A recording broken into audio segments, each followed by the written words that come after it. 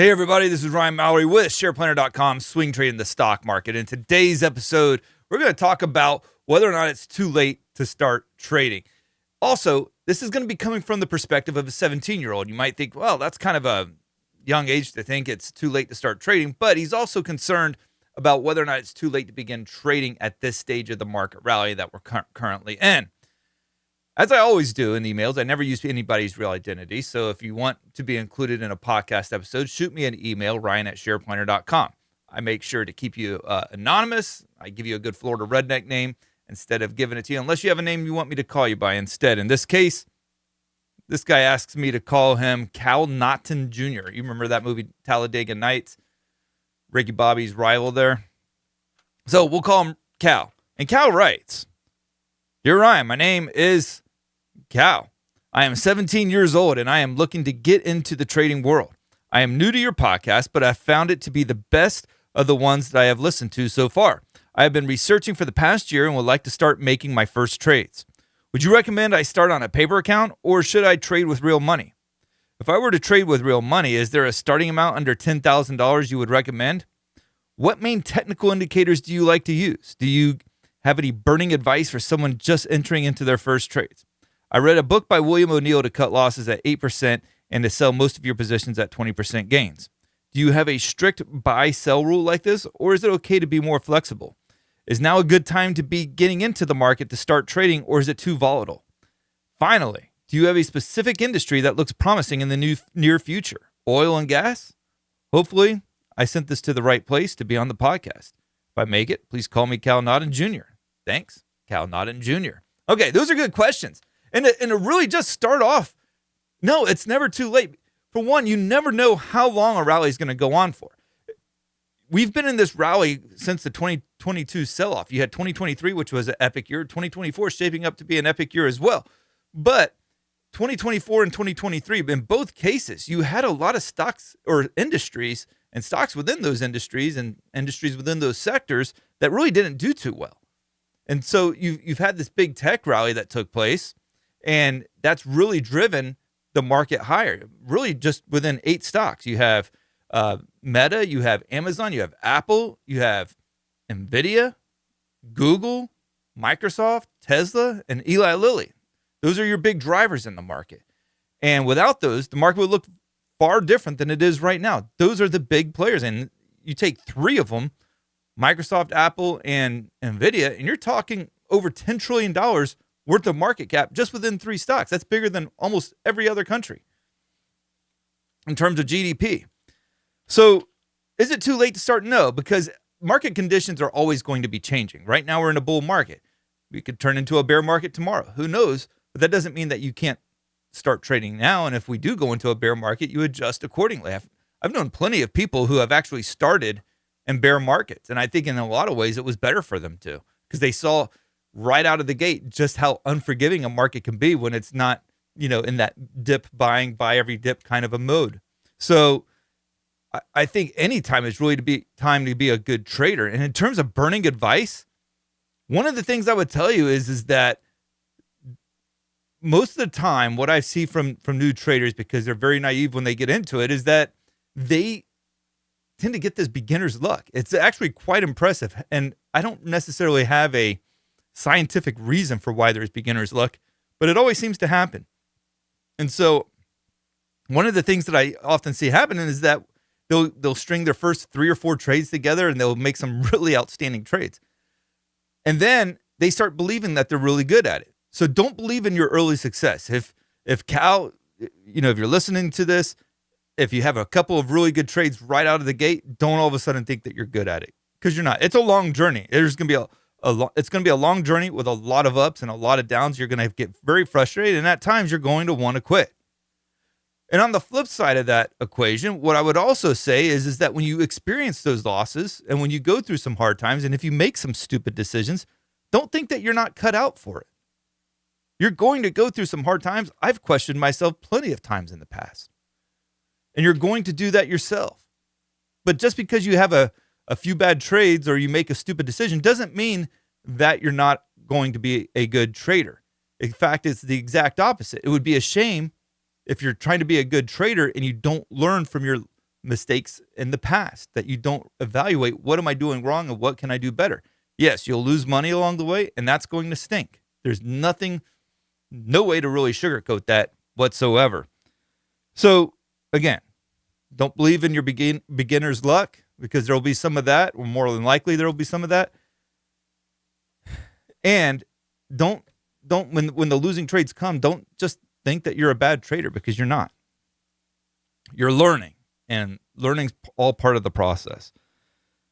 So he also asks me, Cal, he asks, what would be a good starting amount under $10,000? And there's no exact number to start with. I would probably say at least 1,000.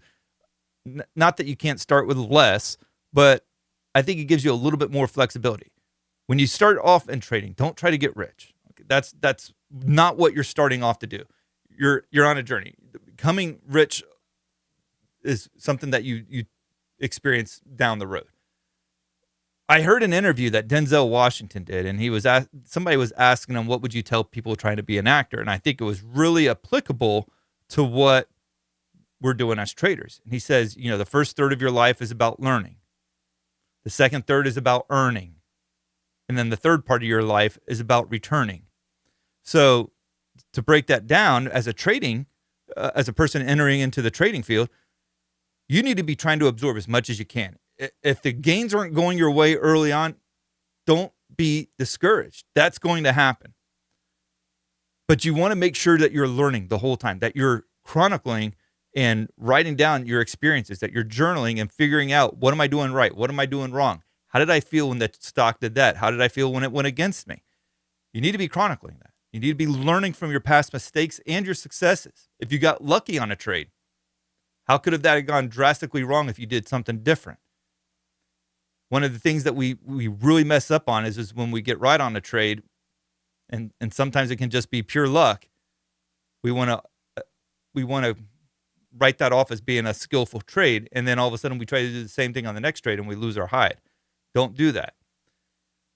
So that first third of your trading career, you want to be doing a lot of learning. If you can make some gains along the way, that's great. But don't think that you're all of a sudden a loser or a bad trader if the success doesn't come as fast as you think it should. A lot of the more successful traders that I've come across in life became successful after a lot of pain and a lot of struggles, including myself. So that's the first lesson that I would say, or the first part of becoming a good trader, is the learning phase. And then the earning phase is when things start to come together, when things start to make sense. And I think that for a lot of traders, they want to skip the learning phase and go right into the earning phase, or combine the two. And it just doesn't always work that way.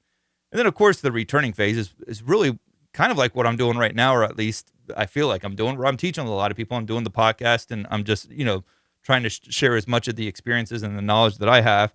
And hopefully, for Cal's sake, that he can get to that level too one day. He asked about William O'Neill. Now, this is a guy, I think he's dead now. I think he died last year. Really a good trader. He wrote some really good books. I think one was How to Make Money in the Stock Market, and the other one was the one that I really liked was How to Make Money Selling Stocks Short. I'm not sure if I got those titles exactly right, but they're good. You could probably find them on Amazon somewhere. He asked about the fact that O'Neill said, hey, try to book your profits when they get to 20% and cut your losers short, before they get beyond 8% in terms of losses. And is that a good piece of advice? I definitely don't see any reason when it comes to swing trading, letting a swing trade go beyond an 8% loss. I certainly don't. My tolerance is somewhere between that 3 to 5% range. And what's nice about that is that range, in order to pull off a 2-to-1 return, requires about 6 to 10% on the profit side. William O'Neill, if you can get 20% on your winning trades on a consistent basis while only risking 8%, that's great. Shoot, go for it. For me, a little bit out of my risk profile, just a smidge, but I really don't want to go taking on 8% losses all the time. So in his case, he's looking at a 2.5 to 1 reward to risk ratio. And that's not bad. I think I think you can still be successful as a swing trader and tighten those risk parameters up a little bit more. If you get 20% out of a trade, that's great. I don't think you necessarily have to stop at 20%. I think there's some trades, and this is one of the things as a trader you have to be careful of. As a trader, you can get into a good trade and it goes up 16%. But if you have this arbitrary number in your head, it's like, I got to go get 20% out of the stock, you might be really frustrated if that thing reverses on you before it ever gets to 20% and it goes right down to 0 or 2 or 3%, or God forbid it goes red on you and you haven't taken any profits along the way. That can be a huge frustration point right there. So I think coming up with arbitrary numbers like, okay, I'll close out a position once it hits 20%. It's the same thing with target prices too. A lot of people get hung up on target prices. I know Wall Street, they're always talking about their target prices. Oh, this is what we have for Intel. This is our target price. And they'll change it as soon as the stock goes up a little bit or gets closer, then they'll raise the target price for it. But I don't necessarily think that is the way to go. I don't think that that's something that you should aim for. I think every day you should be doing analysis on your swing trades that you're currently in. You should be looking at them. Okay, are we running up against some heavy resistance here that we're not breaking through? Is the market starting to break down? I've saved so many trades by just being aware of what the overall market's doing, that it's starting to break down, and maybe I don't want to be in these trades anymore, but I really liked being in those trades. They were making me a lot of money, but the market started to turn and I could stayed in them. But if I did that, it was going to go run against me pretty bad. And what ends up happening is that those trades, they go down quite a bit. And then had I not gotten out of those trades, I wouldn't have had an opportunity to buy them back at an even lower price at an even better trade setup to make money off of it then. So you really don't want to just say to yourself, I got to make 20% off of a trade, or even worse probably is setting the stop losses at 8%. So as much as I like William O'Neill, I don't remember where he actually said that in the book. Not to say that he didn't, but it's been a long time since I read it. So I don't doubt that he did say it. But for me, I want to put a stop loss at a place where it makes sense. So if that's 4% below where I get in and it's a key support level, and I say to myself, okay, if it breaks below this key support level, let's say it's a long-term trend line. If it breaks below this long-term trend line, I know that this stock trade is not going in my favor, that something is wrong, that it's not following the thesis for the reason why I got into it originally. I don't want to be in it at that point. He asks about the industries. You know, what industries you foresee pretty good? Obviously, Trump just got elected for 4 years. And so there's going to be a little bit of a change in the personality of the market and what stocks people lean towards or go to. Healthcare has been pretty good for a long time now. Insurance companies have been pretty good. But under a Trump administration, that could certainly change. I don't think the healthcare stocks are going to be as good over the next 4 years as they were in the previous 4 years. A couple of others, I think a big question mark is going to be technology. Right now, you're hearing about how there's a lot of antitrust issues going on with Google, where they're trying to break up the company. Is that going to, go into a second Trump administration? Possible. And if that's the case, are they going to go after some of the other companies? I'm not sure yet, but I do think that there could be, some targets on those people or on the companies in a peaceful way. I'm not talking about anything bad. I'm just saying that people are going to be looking at them. Another couple of sectors that I would look at, and one of the things I would say too about sectors that you want to make sure of is that what it looks like now in the long term could be much different in the short term. For instance, last couple of years, tech has been great. Long term, skyrocketing. It's going to the moon, as they say on Wall Street bets. But in the short term, it's been pulling back some. So you want to keep perspectives on, okay, what's the time frame that we're dealing with? You have another one, for instance, you look at healthcare has been really bad over the course of the past couple months. Short term or long term, it's been doing pretty well. So it doesn't really do much for me to say, well, this is going to be hot, because it could be in a short-term pullback, and you want to be able to recognize that by not getting into a trade, because it could pull back 10% before it ultimately goes up another 100%. So a lot of that comes down to is just using technical analysis and just reading the charts and seeing what they're doing. Like, for instance, financials. at this moment is breaking out. It was consolidating for a week. Now it's breaking out. A week from now, it could be pulling back, and I would be getting out of my financial stocks that I had gotten into. In terms of indicators, because this was another question that he asked, what kind of indicators do you use? But before I tell you about those, make sure to check out SharePlanner.com. There's a lot of really good offerings there that you can check out. You can go to swingtradingthestockmarket.com, which is the name of this podcast. It'll also take you to SharePlanner.com's offerings there. But you can get all my stock market research each and every day. That's going to be including videos, just like this one here where I'm talking to you, but I'm going to be using the charts. I'm going to be giving you my watch lists on a daily basis, the stocks that I'm looking at potentially trading, as well as my master bullish and bearish watch list at the beginning of each week. I'm sending you videos every day. I'm going to be reviewing the watch lists. On top of that, I'm also going to be doing a lot of stock market updates.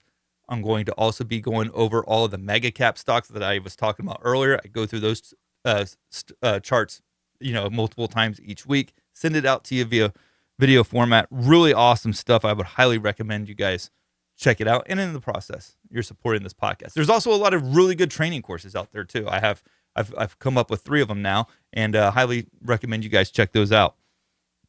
So in terms of a new trader, the one thing I would probably tell a new trader is don't use indicators. Don't use them at all. I don't think that they're really good in terms of your development. It's very easy to get lazy on indicators and not rely on price analysis. You're like, the MACD is curving back upwards. This one's a buy. Well, everybody and their mom's looking at the MACDs. Everybody and their mom's looking at RSI.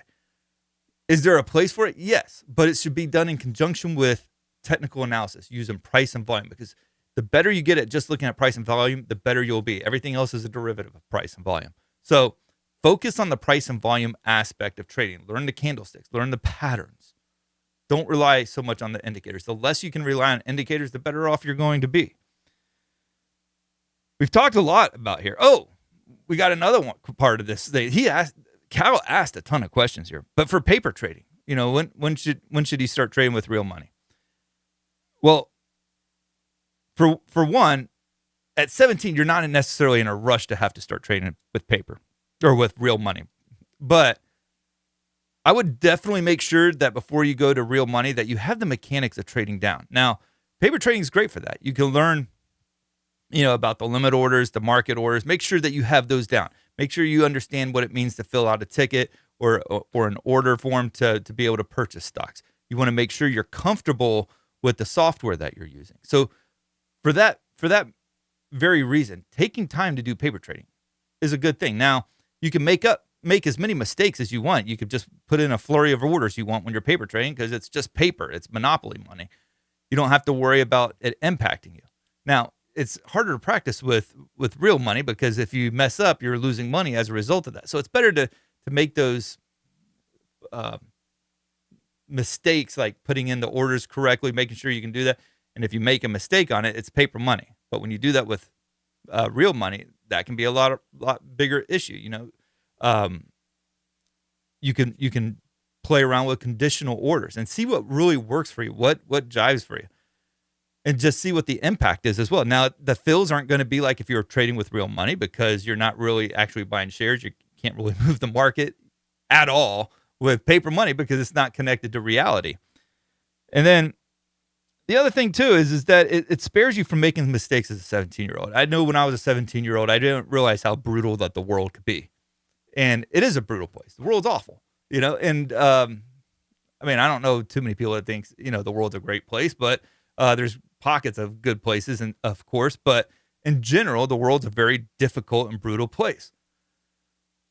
And so as a 17-year-old, a lot of times you haven't learned that yet. You think that there's, redos or, in like the case, my son, he's 16 and, he does bad on the test. He's asking his teacher for extra credit. You can't ask the teacher or the market for extra credit. You have to just deal with the consequences.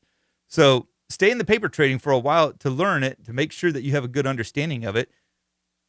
Watch how bad a losing trade can go against you. And at least you're just losing paper money in that case. Now, when you start trading with real money, the difference there is that the mistakes become real. There's no forgiveness. And so you're going to learn a lot about the psychology of trading. You're going to learn a lot about your emotions. I've said this many times before, but there was never a better teacher at understanding how I viewed money except through the stock market. Because in the stock market, you lose money, and sometimes it feels very unfair. And sometimes it is unfair. But you're going to learn you're going to learn a lot about your views of money and how it impacts you. So with paper trading, you'll learn the functionality of trading. You'll learn a lot about, the different orders and just how the process works. Then when you put the money in there, it's like playing poker, right? If you're just playing a friendly game and there's no money at stake, you don't care if you win or lose. You put $5 on the table and everybody suddenly becomes serious about playing poker. Just a matter of fact, you're playing with 5 other guys. You want to make sure you take that $25 from those 5 guys and you walk away with your own $5. And is it necessarily life-changing money? Absolutely not. But when you're playing poker, it doesn't matter if you're playing with pennies, you're still taking it serious. So take as much time as possible, as a 17-year-old to learn the system, to learn about trading. Make sure you stay in that learning phase. Make sure you're constantly reflecting on the things that you've done right, the things that you've done wrong. We've covered a lot. We've covered a whole lot in this podcast. Holy cow. But remember, it's not too late to start trading. Even if we're in the bottom of the 9th inning with 2 strikes and the next game or the next thing that happened is a bear market, we're at the tail end of this bull market, it's still not too late to start trading because conditions are always going to be changing in the market. So the ability to be able to learn from the different circumstances is going to go a long ways in how well you fare as a trader. If you enjoyed this podcast episode, I would encourage you to like and subscribe if you're listening to me on YouTube, if you're listening to me on Spotify or on any platform, Apple, leave me a review. Let me know what you thought of this podcast. Hopefully you want to keep listening to it in the future. If you have a email that you want to shoot my way, tell me your story. Tell me what troubles you. Tell me your problems. I want to hear about it. I want to make a podcast episode out of it. I won't use your real name, I promise, and I'll be the only person that reads the email. But shoot those things my way, and we'll make a podcast episode. Not enough of you guys do that, honestly. So I want to hear about you guys, what you're struggling with. And make sure to check out swingtradingthestockmarket.com, or you can just head over to SharePlanner and check out everything that's going on over there. Lots of new things happening, lots of new things being added. So check that out. Support this podcast. Thank you guys, and God bless.